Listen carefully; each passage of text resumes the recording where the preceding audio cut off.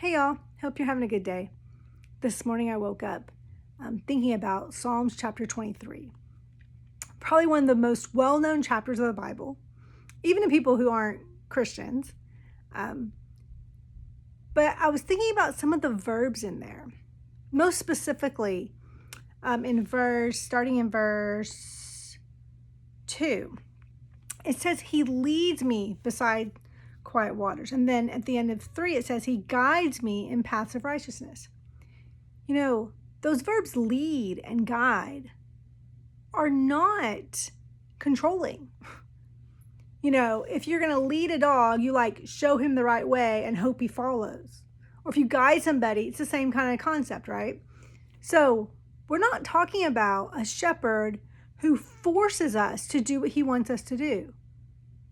But in his love, he's leading us and he's guiding us to what he knows is best for us. Now, some of us are pretty stubborn, and some of us don't want to go the places that he's leading us and guiding us.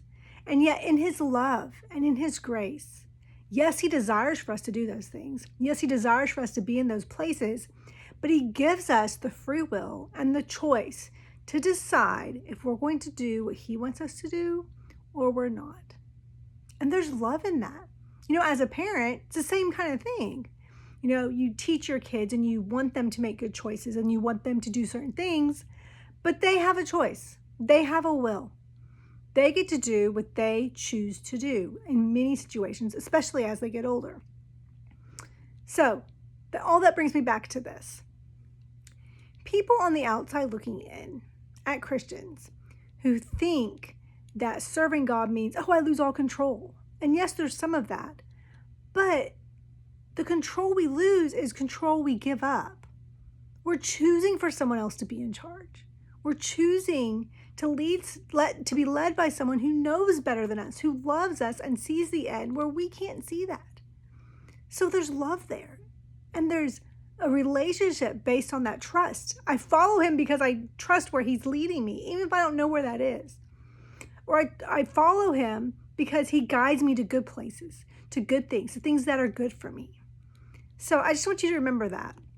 The love of God is so much more than we can even begin to try to explain. And in that, he allows us to mess things up sometimes. Yes, hoping that we'll do things his way, knowing that that's the best choice for us. But there's freedom in there so we can choose to serve him and choose to love him. And then that relationship becomes so much greater. Love you guys. Talk to you later.